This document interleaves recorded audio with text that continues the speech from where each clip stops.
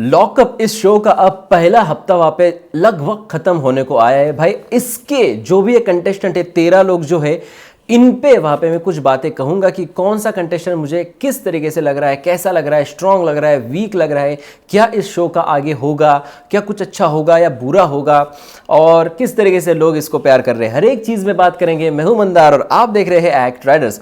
भाई बात की जाए तो भाई अलग अलग हिस्सों से ये स्ट्रांग कंटेस्टेंट घर के अंदर डाले। मैं स्ट्रांग क्यों कह रहा हूं, क्योंकि हर कोई अपने आप में खास है अलग अलग चीज़ों में। जी हाँ, जैसे इनकी कंट्रोवर्सीज में नाम आया है क्योंकि ये लॉकअप, इसीलिए इस शो का नाम लॉकअप रख दिया है क्योंकि इन लोगों ने ना उनके लाइफ में कुछ ना कुछ कांड किए। जी हाँ, और इसके वजह से इनको सज़ा मिली थी और उस सज़ा जैसे यहाँ पे आपकी अदालत में कुछ वहाँ पे मुकदमा होता है उस तरीके से ये इनको जेल दिया गया है। उस तरीके से यहाँ पे ये शो की कुछ तो फॉर्मेट है और कंट्रोवर्सी वाले जो लोग हैं वो लोग यहाँ पे लाए गए हैं, ना कि बड़े एक्टर, ना कि बड़े नाम, बल्कि जो सोशल मीडिया पे जो हम हमारे आसपास वहाँ पे कंट्रोवर्सीज हुई ऐसे लोग यहाँ पे घर के अंदर है। अब भाई बात की जाए तो हर एक पे डिटेल में बात करते हैं। मुनावर फारूकी, इस कंटेस्टेंट की अगर बात की जाए तो भाई ये कॉमेडियन है, हम सभी को पता है। इनके पर केस हुई थी और ये जेल के अंदर गए थे। अभी भी वो जो मुकदमा है वो अभी भी चल रहा है। इस तरीके की चीज़ें है। भाई ये बंदा हंसाता बहुत है, मैंने इसके कुछ वीडियोस यूट्यूब पर देखे हैं और यस भाई इसमें टैलेंट है हंसाने का। और जो इसके जोक्स होते हैं वो डबल मीनिंग वाले होते हैं या फिर स्ट्रेट डायरेक्टली उस मीनिंग वाले होते हैं जो फैमिली वाले अक्सर बैठकर नहीं देख सकते, लेकिन भाई चुप चुप के हर कोई देखता है। तो ये बात भी मैं आपको बताना चाहूँगा। तो मुनावर फारूकी की अगर बात की जाए तो घर के अंदर ये बंदा दिमाग से खेल रहा है। जी हाँ, यानी कि बार बार मैंने जो ये सारे एपिसोड्स अभी देखे 4 से 5 एपिसोड जो है, तो मुनावर क्या करता है, मुनावर हर किसी की बात सुनता है और उसके बाद कैमरे के सामने आके कुछ अपनी बात रख देता है। जैसे कि हम यहाँ पे हड़ताल करेंगे, हम यहाँ पे हमें हमारी निजी जो सामान है, निजी सामान तो वो मिलना चाहिए, इसके लिए हम हड़ताल करेंगे, टास्क नहीं खेलेंगे। तो मुनावर उनके हाँ में हाँ तो करता है, लेकिन कैमरे में आके बोलता है कि नहीं आप जो है आप इनको कुछ मत दीजिए, मैं इनको सिर्फ मुंह पे बोल रहा हूँ कि मैं इनके साथ शामिल हो रहा हूँ, लेकिन मैं इनके साथ वहाँ पे शामिल नहीं हूँ और मैं सिर्फ इनको बहका रहा हूँ। इस तरीके की चीज़ें वहाँ पे मुनावर फारूकी कर रहा है। और अगर गेम पॉइंट ऑफ व्यू की अगर बात की जाए तो गेम पॉइंट ऑफ व्यू से बहुत ही अच्छी तरीके की गेम है। दूसरी जो चीज़ है वो है वहाँ पे करण बोहरा। करण बोहरा की नाम बात की जाए तो ये नाम थोड़ा सा बड़ा है इस रियलिटी शो में, क्योंकि इन्होंने इससे पहले ही 10 रियलिटी शो कर चुके हैं ये, और इनको बहुत बड़ा एक्सपीरियंस है। बिग बॉस में भी हमने इन्हें देखा है और बहुत सारी चीज़ें हैं करण बोहरा के बारे में। और करण बोहरा की अगर बात की जाए तो करण बोहरा जो है वो वहाँ पे समझ रहे हैं कि भाई ये जो बंदा है ना मुनावर फारूकी, तो ये कुछ ना कुछ वहाँ पे डबल गेम खेल रहा है। तो भाई इनकी बात ये वहाँ पे जान रहे, परख रहे हैं और खुद का भी एक अलग गेम वहाँ पे दिखा रहे हैं। जैसे कि एक सीक्रेट टास्क मिला था वहाँ पे मुनावर फारूकी को कि 3 वहाँ पे गद्दे को नष्ट करना था या फिर डिस्ट्रॉय करना था, तो उस चीज़ को भी वहाँ पे इन्होंने किया, यानी कि करण ने किया, लेकिन बहुत सोच समझ कर किया। और बाद में इनको ये भी बोला गया उनकी तरफ से मुनावर को कि देख भाई ये अगर तूने खुद के स्वार्थ के लिए किया होगा तो फिर इसके परिणाम भी तेरे को भुगतने पड़ेंगे। इस तरीके की चीज़ें भी की।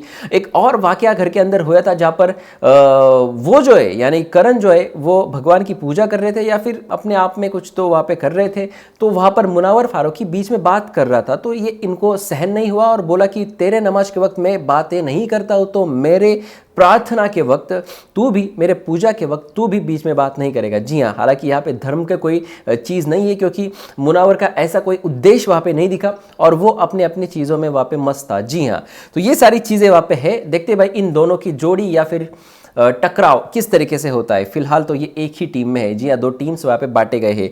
उसके बाद एक अलग कैरेक्टर है जो बात बात में शायरी देता है। जी हाँ, उसका नाम है वहाँ पे शिवम शर्मा। जी हाँ, और ये वहाँ पे पागल हो चुका है सारा खान के पीछे। अब ये सच में पागल हो चुका है या फिर वे एक्टिंग कर रहा है, ये कुछ समझ में नहीं आ रहा। क्योंकि भाई रात में जग रहा है, कुछ कागज़ फाड़ के उसकी चिट्ठियाँ की, उस पर वहाँ पे हर्ट निकाला, हर्ट के अंदर सारा लिखा, उसके लिए पागल हो रहा है, रो रहा है बच्चों की तरह।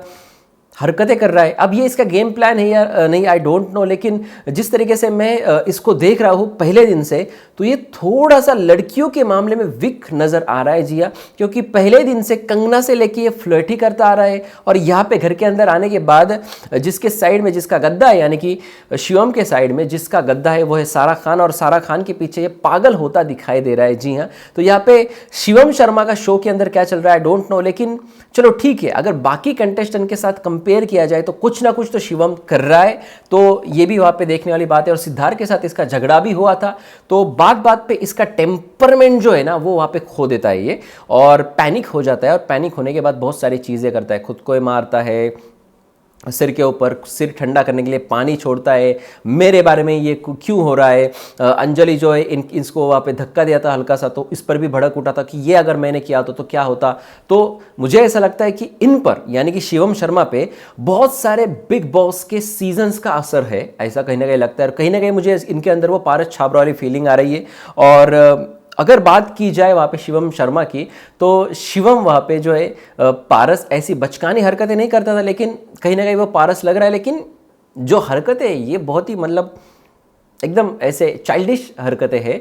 तो देखते हैं भाई शिवम शर्मा आगे किस तरीके से जाएगा। उसके बाद उसके साथ जो है सिद्धार्थ शर्मा जो इनके साथ ही इनकी एंट्री हुई थी, तो वो मुझे ऐसा लगता है कि इनको और कुछ खास करना पड़ेगा। जी हाँ, अभी तो वो थोड़े से हल्के फुल्के लग रहे, स्ट्रांग तो है बंदा, घर के बाहर भी जाके आए, इनका वहाँ पे अंजलि अरोरा के साथ वहाँ पे इनको एक मौका मिला था टीम जीतने के बाद, तो बाहर जाके कुछ चीज़ें भी की। जैसे शो का फॉर्मेट कुछ समझ में नहीं आ रहा, क्योंकि घर के अंदर कुछ जेलर लोग रखे गए हैं और वो आके वहाँ पे बोल देते हैं। जो पहला जो स्टार्ट वाला आवाज़ था वो इको हो रहा था, अब वो आवाज़ इको नहीं हो रहा है, जैसे हम लॉकअप का बॉस कहते हैं, बिग बॉस नहीं, लॉकअप का बॉस की जो आवाज़ है वहाँ पे अब ज़्यादा इको नहीं हो रही, तो वो वहाँ पे सुनने में ठीक लग रहा है। चलो ठीक है, तो वो बात कुछ समझ में तो आ रही है। जी हाँ, तो शिवम शर्मा की हमने बात की, मुनावर की हमने बात की, हमने करण बोहरा की बात की। अब भाई बात करते हैं वहाँ पे चक्रपाणी महाराज की। चक्रपाणी महाराज वहाँ पे क्या करने आए पता नहीं, निजी चीज़ों में उन्होंने चश्मा पहन के रखा है। जी हाँ, और चश्मा पहन के पूरे दिन वहाँ पे बेड पे या गद्दे पे बैठे रहते, कुछ नहीं करते। तो भाई क्यों आए इस शो में और क्या वहाँ पे कर रहे आई डोंट नो। जी हाँ, तो चक्रपाणी महाराज इसी तरीके से अगर करते रहे तो नॉमिनेशन से वो सीधा घर से बेघर हो जाएंगे, ऐसा कुछ ना कुछ वहाँ पे लग रहा है। उसके बाद अगला नाम है वो है पूनम पांडे का। पूनम पांडे किन चीज़ों के लिए बाहर जानी जाती है हम सभी को पता है, और पूनम पांडे घर के अंदर तो उस तरीके की हरकतें करती हुई इतनी ज़्यादा नहीं दिखाई दे रही, हालांकि उस तरीके की बातें तो हुई है। जी हाँ, ट्रूथ एंड डेयर में वहाँ पे इनको मुनावर ने बोला था कि जोर जोर से बोलो कि आओ मेरा बिस्तर गर्म है उसे बुझाओ, या क्या आग बिस्तर की आग बुझाओ, या आई डोंट नो, मतलब ये कुछ चीज़ें वहाँ पे हुई थी। तो पूनम पांडे के बारे में ये सारी चीज़ें हैं, और Poonam Pandey we all know, और उनको वहाँ पे शुरुआत में ही बहुत सारे क्वेश्चंस पूछे गए, और उन्होंने ये कहा कि अगर मेरे पास वहाँ पे पीछे जाने का बटन होता लाइफ में तो मैं ये सारी चीज़ें इरेज कर देती। देखते भाई इनका व्यक्तित्व कैसा है इस पूरे जो सीज़न है इस लॉकअप के सीज़न में। उसके बाद अंजलि अरोरा की बात की जाए तो अंजलि अरोरा अपनी लाइफ के बारे में भी बातें करते हुए दिखी शो के अंदर। उसके अलावा इन्होंने कुछ ज़्यादा कुछ किया नहीं है शो के अंदर। इस शो के अंदर छोटी लग रही है, सबने ने इन लोगों इसको वहाँ पे नॉमिनेट किया, हर किसी ने मतलब मैक्सिमम लोगों ने, और नॉमिनेशन में भी है। रील क्वीन ऐसा हम कह सकते हैं, क्योंकि रील में भाई बहुत ही ज़्यादा व्यूज़ लेती है ये। और कच्चा बादाम, ऐसा कच्चा मतलब इनका जो कच्चा बादाम वाला वीडियो है बहुत ज़्यादा वायरल हो गया था, और इसलिए घर के अंदर अब न्यूज़ भी दिखा रहे हैं जिसमें कच्चा बादाम वाले एक्टर की या फिर वो सिंगर की वहाँ पे जो है एक्सीडेंट हुआ ये भी बताया गया। तो यहाँ पे शायद अंजलि अरोरा का रिएक्शन ही लेना था शो को, ऐसा कहीं ना कहीं वहाँ पे लग रहा है शो का फॉर्मेट जो है वो देखकर और देखते हुए।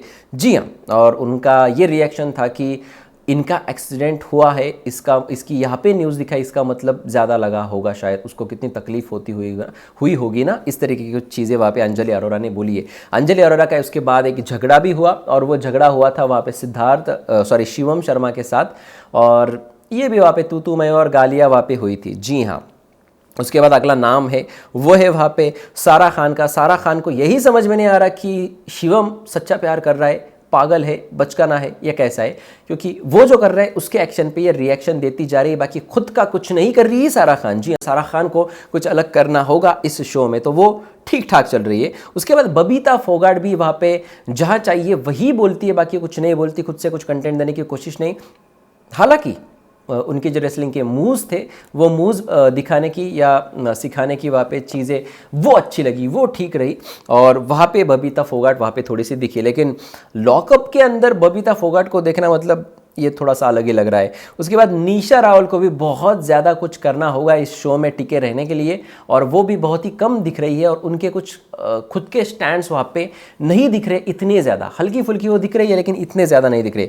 उसके बाद तहसीन पूनावाला जो बिग बॉस में अनसीन थे, तो यहाँ पर भी वहाँ पे अनसीन ही दिखाई दे रहे। हालांकि लाइव फीड में ऐसा लग रहा था कि हाँ चलो कुछ ना कुछ वहाँ पे कर रहे हैं तहसीन, जो बातें वो स्टेज पर करते हैं, जितने कॉन्फिडेंस से वो स्टेज पर बातें करते हैं, लेकिन उतना कॉन्फिडेंस या उतनी सारी बातें वहाँ पे शो के अंदर नहीं दिखाई दे रहे। तो तहसीन पूनावाला को भी कमबैक करना होगा, नहीं तो ये शो में भी इनकी जल्द ही एग्जिट हो जाएंगी। उसके बाद अगर बात की जाए तो सायशा शिंदे यानी कि स्वप्निल शिंदे, जिन्होंने अपने आप को कन्वर्ट कर दिया है वुमन में और इन्होंने अपना नाम रख दिया है सायशा। जी हाँ, हर किसी को अपना अपना ज़िंदगी जीने का हक होता है, वो जिस तरीके से जिए वो उसकी मर्जी होती है, उसी तरीके से उन्होंने खुद को कन्वर्ट करके सायशा बना लिया है। लेकिन सायशा स्ट्रॉन्ग तो लग रही है, लेकिन घर के अंदर कुछ अलग करना होगा। जी हाँ, स्ट्रॉन्ग दिखना होगा। और एंड वाला जो नाम है वो है वहाँ पे पायल रोहतगी। पायल रोहतगी मैडम, मतलब आप घर के अंदर क्यों गई वो लॉकअप के घर के अंदर?